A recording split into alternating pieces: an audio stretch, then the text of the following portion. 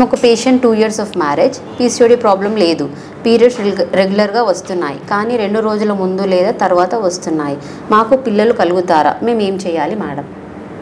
PCOD ఉన్నాయంటే అందరికీ ఇది ఆల్మోస్ట్ అందరికీ ఇది తెలుసు. నీటి బుడుగులు ఉన్నాయంటే పీరియడ్ నెలకు రావడం కానీ ప్రెగ్నెన్సీలో ఇబ్బంది వస్తుంది, ఇది అందరికీ తెలుసు. బట్ పీసీఓడి లేకుండా కూడా why pregnancies are not happening?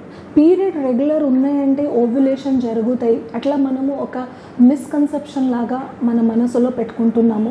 Periods regular ఉన్నాయంటే ఓవ్యులేషన్ అంటే ఒక మంచి ఎగ్ పెరిగిన తర్వాత అది బయటపడాలి, బయటపడిన తర్వాత అది ట్యూబ్స్లోనే మన గర్భసంచి లోపల వస్తుంది. ఇవన్నీ నార్మల్ ఉన్నాయా కానీ మీకు నార్మల్గా ప్రెగ్నెన్సీ రావడం పాసిబుల్ అవుతుంది.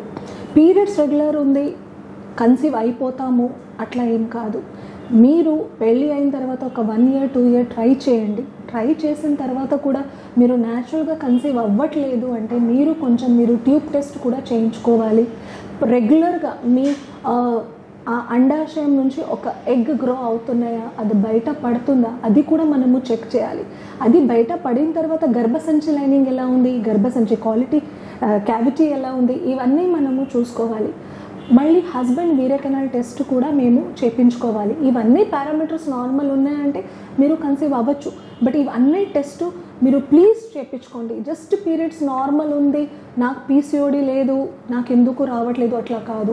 పీసీఓడి లేకుండా వేరే చాలా కారణం ఉన్నాయి, అప్పుడు ప్రెగ్నెన్సీస్ రాదు. సో ప్లీజ్ నేను మెన్షన్ చేసిన థైరాయిడ్ కానీ, ప్రొలాక్టిన్ కానీ, ట్యూబ్ టెస్ట్ కానీ, హస్బెండ్ వీరే కెనాల్ టెస్ట్ కానీ అది మీరు చేయించుకోండి. ఆ రిపోర్ట్స్ అన్నీ నార్మల్ ఉన్నాయంటే మీరు మినిమల్ ట్రీట్మెంట్ నుంచి కన్సీవ్ అవ్వచ్చు, ఏమీ ప్రాబ్లం లేదమ్మా. Okay ma'am, thank you ma'am. మేము 3 years ఆఫ్ మ్యారేజ్, పీరియడ్స్ రెగ్యులర్గా వస్తున్నాయి, డాక్టర్కి చూపించుకున్నాము, ఎండోమెట్రియాటిక్ సిస్ట్ ఉంది అని అన్నారు.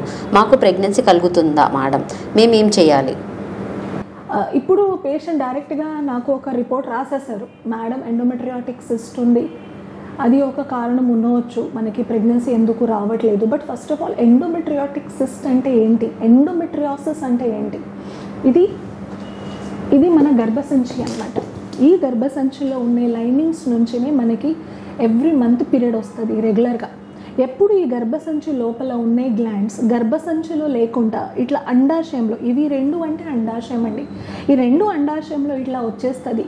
అప్పుడు అది ఒక సిస్ట్ లాగా ఫామ్ అవుతుంది, ఒక పెద్ద బబుల్ లాగా కలెక్షన్ ఫామ్ అయిపోతుంది. ఎప్పుడెప్పుడు మీకు పీరియడ్ వస్తాయి అప్పుడు ఈ గర్భసంచి నుంచి బయట పడేస్తుంది పీరియడ్ బ్లీడింగ్.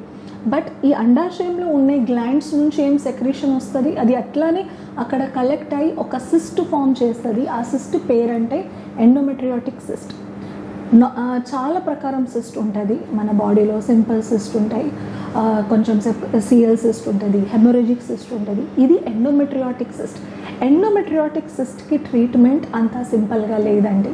అది నార్మల్ అట్లా హార్మోనల్ టాబ్లెట్స్ నుంచి పోదండి. అది ఎందుకంటే ఆ ఫామ్ అయిన విధానమే వేరే ఉంది కాబట్టి ఆ ట్రీట్మెంట్ విధానం కూడా వేరే ఉంటుంది. ఈ ఎండోమెట్రియాటిక్ సిస్ట్ ఒక 2.5 centimeter వరకు ఉన్నాయంటే మీరు వరి అవ్వకండి.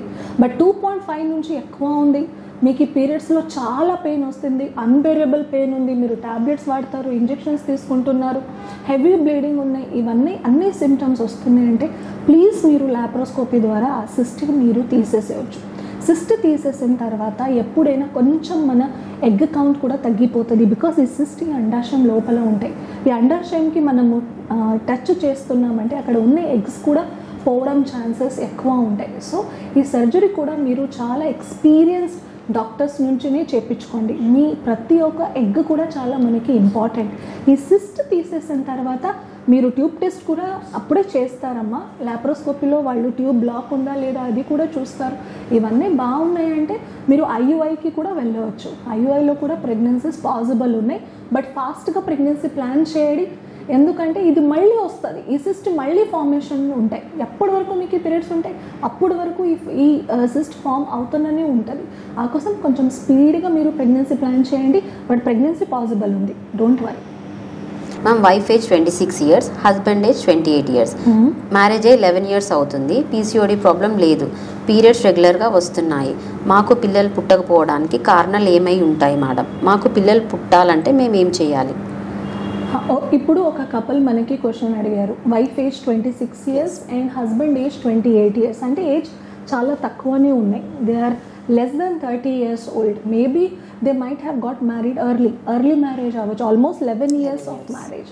ఎర్లీ మ్యారేజ్ అయిందంటే they should get pregnancy very naturally. Age కూడా తక్కువ ఉన్నాయి కాబట్టి they should have conceived till now. But 11 years of మ్యారేజ్లో ఇప్పటి వరకు ప్రెగ్నెన్సీ రాలేదు. మళ్ళీ వాళ్ళు చెప్పారు మనకి పీసీఓడి లేదు అంటే, అందరు జనాలకి ఒక మనసులో అది ఒకటే కారణం, పీసీఓడి అనేసి అది మనసులో ఉంది. ప్రెగ్నెన్సీ రావట్లేదంటే పీసీఓడి, ప్రెగ్నెన్సీ రాదు, ప్రెగ్నెన్సీలో ప్రాబ్లం ఉంది, పీరియడ్లో ప్రాబ్లం ఉంది అంటే పీసీఓడి. పీరియడ్ రెగ్యులర్గా ఉందా? రెగ్యులర్గా ఉంది. ఓకే, నేను అప్పుడే చెప్పాను పీసీఓడి లేకుండా చాలా వేరే ప్రాబ్లమ్స్ కూడా ఉన్నాయి. ఎప్పుడు నార్మల్గా కన్సీవ్ అవ్వడంలో చాలా ప్రాబ్లం వస్తాయి. మనకి 11 years ఆఫ్ మ్యారేజ్లో ఒక అమ్మాయికి ప్రెగ్నెన్సీ రాకపోతే ఎప్పుడైనా ఈ ట్యూబ్ టెస్ట్ కూడా చేయించుకోండి. మీరు చూస్తున్నారు కదా ఈ ట్యూబ్స్కి డైరెక్ట్ లింక్ ఉంటుందండి మన గర్భసంచి లోపల. సో ఈ ట్యూబ్స్ బాగున్నాయి అంటేనే ఈ అండాశయం నుంచి రప్చర్ అయిన ఎగ్ ఇది లోపల వచ్చేసి గర్భసంచి లోపల రావచ్చు. మళ్ళీ ఈ గర్భసంచి కూడా బాగుండాలి. చాలా టైంకి గర్భసంచిలో ఎనామలీస్ కూడా ఉంటాయి. అంటే సెప్టేట్ యూట్రస్ కానీ బైకార్నోయిడ్ యూట్రస్, అంటే ఈ షేప్లోనే ప్రాబ్లం వచ్చేస్తుంది. ఆ గర్భసంచిలో ఏమైనా గడ్డల్లాగా ఉన్నాయా, ఏమైనా పాలిప్ లాగా ఉన్నాయా, అవన్నీ మనము చూడాలి. అండాశయంలో ఎగ్ కౌంట్ ఎలా ఉంది అది కూడా చూడాలి. మనకి normal egg count around 10 to 12 వరకు ఉండాలి. ఎగ్ కౌంట్ తక్కువ ఉన్నాయి అంటూ కూడా ప్రెగ్నెన్సీ రావడం చాలా ప్రాబ్లం అవుతుంది. ఇవన్నీ మీరు టెస్ట్ చేయించుకోవాలి. థైరాయిడ్ కానీ ప్రొలాక్టిన్, మీరు హార్మోనల్ ఇవాల్యుయేషన్ కూడా మంచిగా ఉండాలి.